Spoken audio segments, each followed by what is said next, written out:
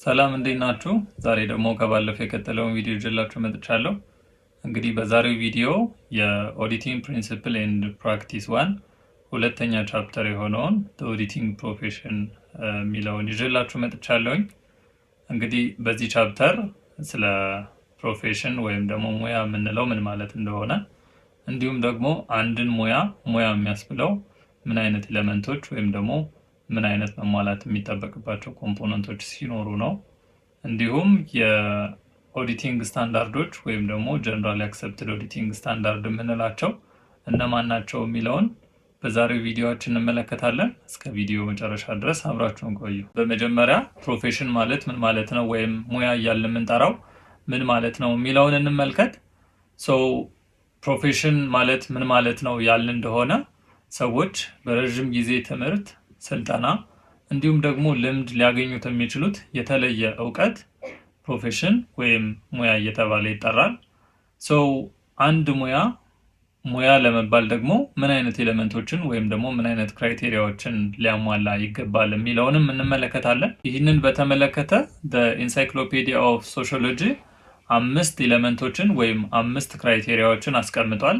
ይህ ማለት አንድ ሙያ ብለን ልንጠራው የምንችለው እነዚህን ኤሌመንቶች ወይም እነዚህን ክራይቴሪያዎች ሲያሟላ ነው ብሎ አስቀምጧል።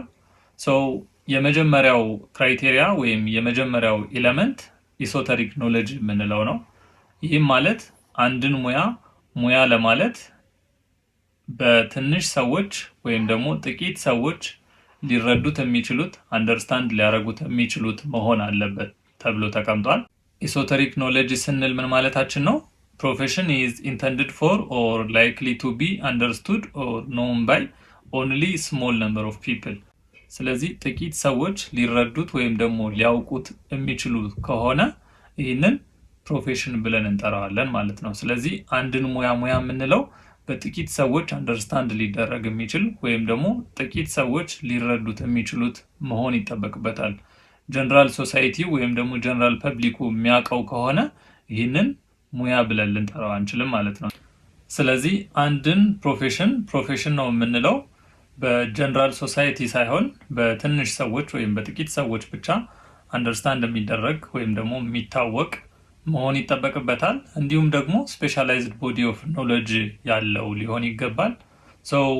ስፔሻላይዝድ ቦዲ ኦፍ ኖሌጅ ካለው ደግሞ ፕሮፌሽናሎች ስፔሻላይዝድ የሆነ ሰርቪስ ይሰጣሉ ማለት ነው። ሌላውና ሁለተኛው ክራይቴሪያ አውቶኖሚ ኦፍ ጆብ የምንለው ነው።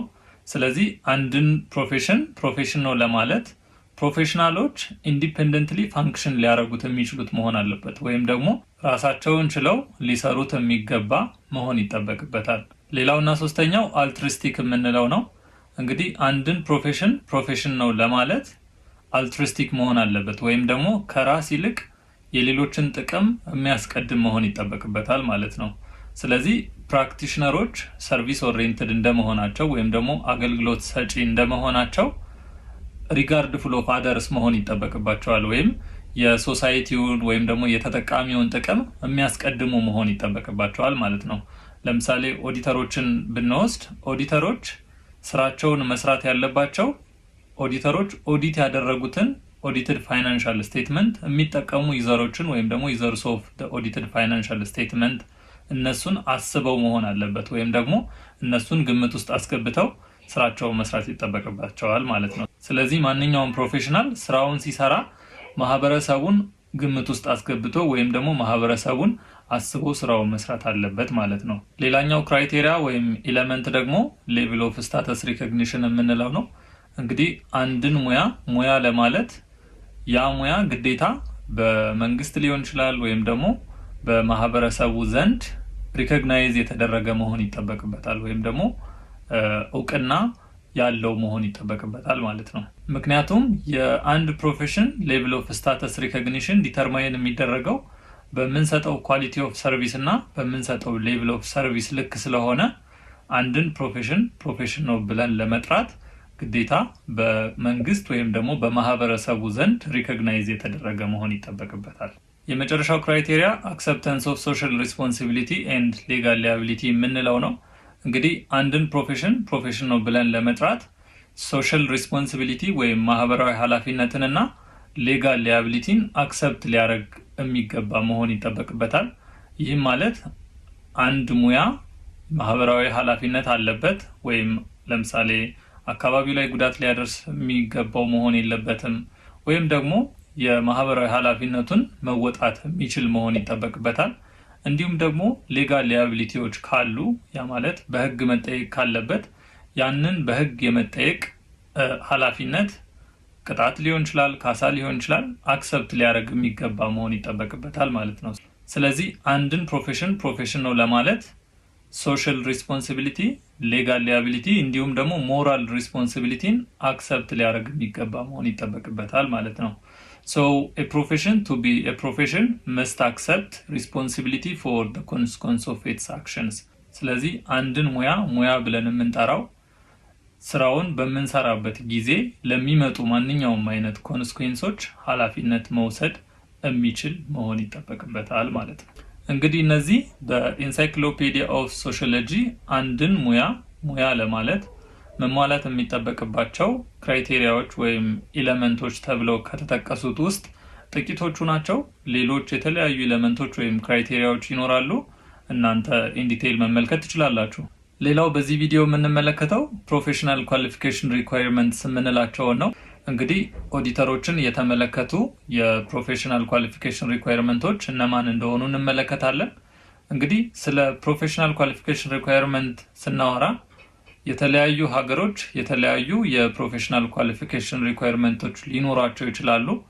ነገር ግን በዚህ ቪዲዮ በጣም ኮመን የምንላቸው ወይም ደግሞ አብዛኞቹ ፕሮፌሽኖች ሸር ሊያደርጓቸው የሚችሏቸውን የኳሊፊኬሽን ሪኳየርመንቶችን አብረን እንመለከታለን። የመጀመሪያው ኦዲተሮች ኳሊፋይ ሊያደርጉት የሚገባው ሪኳየርመንት ሚኒመም ኤዱኬሽናል ባክግራውንድ ነው። ባችለር ዲግሪ ኢን አካውንቲንግ፣ ኦዲቲንግ፣ ቢዝነስ አድሚኒስትሬሽን ወይም ደግሞ ሌሎች ተዛማጅ ፊልዶች ሊኖረን ይገባል ማለት ነው። ስለዚህ የመጀመሪያው ኦዲተሮች ኳሊፋይ የሚያደርጉት ሪኳየርመንት ሚኒመም ኤዱኬሽናል ባክግራውንድ ነው። ሌላውና ሁለተኛው completion of required specialized body of knowledge and proved through the passing of qualifying examination። ሌላው ኦዲተሮች ኳሊፋይ ሊያደርጉት የሚገባቸው ሪኳየርመንት ምንድን ነው? ፕሮፌሽናል ሰርቲፊኬሽን ሊኖረን ይገባል። ስለዚህ ኦዲተሮች ፕሮፌሽናል ሰርቲፊኬሽን ሆልድ እንዲያደርጉ ኤክስፔክት ይደረጋሉ ወይም ደግሞ ይጠበቅባቸዋል። ለምሳሌ የሲፒኤ ኤግዛሞችን ማለፍ ሊሆን ይችላል ወይም ደግሞ የኤሲሲኤ ኤግዛሞችን ማለፍ ይችላል ወይም የአሶሲዬሽን ኦፍ ቻርተርድ ሰርቲፋይድ አካውንታንት የምንለው ፈተና አለ። እሱን ማለፍ የሚጠበቅባቸው ሊሆን ይችላል። ስለዚህ በአጠቃላይ ኦዲተሮች ፕሮፌሽናል ሰርቲፊኬሽንን ሆልድ ማድረግ ይጠበቅባቸዋል ማለት ነው።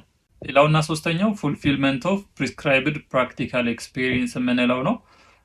ኦዲተሮች ስፔሲፋይድ ፔሪድ ኦፍ ሪሊቨንት ወርክ ኤክስፒሪየንስ ሊኖራቸው ይገባል ወይም ደግሞ የስራ ልምድ ብለን የምንጠራው ሊኖራቸው ይገባል ወይም ማሟላት የሚጠበቅባቸው አንዱ የፕሮፌሽናል ኳሊፊኬሽን ሪኳየርመንት ነው። አራተኛው ሞራል ኤንድ ኤቲካል ሪኳየርመንት የምንለው ነው። እንግዲህ ፕሮፌሽናሎች ስፔሲፊካሊ ኦዲተሮች ከኮድ ኦፍ ፕሮፌሽናል ኤቲክስ ጋር ኮምፕላይ ማድረግ ይጠበቅባቸዋል። ለምሳሌ ኢንተግሪቲ ሊሆን ይችላል፣ ኦብጀክቲቪቲ፣ ኢንዲፔንደንስ፣ ኮንፊደንሻሊቲ እንዲሁም ደግሞ ፕሮፌሽናል ኮምፒተንስ ሊሆን ይችላል። እነዚህ ጋር ኮምፕላይ ማድረግ መቻል አለባቸው። ሌላውና የመጨረሻው ኤጅ ሊሚት ነው። ይሄኛው ፕሮፌሽናል ኳሊፊኬሽን ሪኳየርመንት ዩኒቨርሳል አይደለም። አንዳንድ ድርጅቶች ግን የራሳቸው የድርጅቱ የውስጥ ፖሊሲ ወይም ኢንተርናል ፖሊሲ ውስጥ ኤጅ ሊሚትን እንደ አንድ ሪኳየርመንት ይጠቅሳሉ ማለት ነው። እንግዲህ እነዚህ በጣም ኮመን የምንላቸው አንድ ፕሮፌሽናል ወይም አንድ ኦዲተር እንደ ፕሮፌሽናል ኳሊፊኬሽን ሪኳየርመንት ሊያሟላቸው የሚጠበቁ ኤሌመንቶች ናቸው።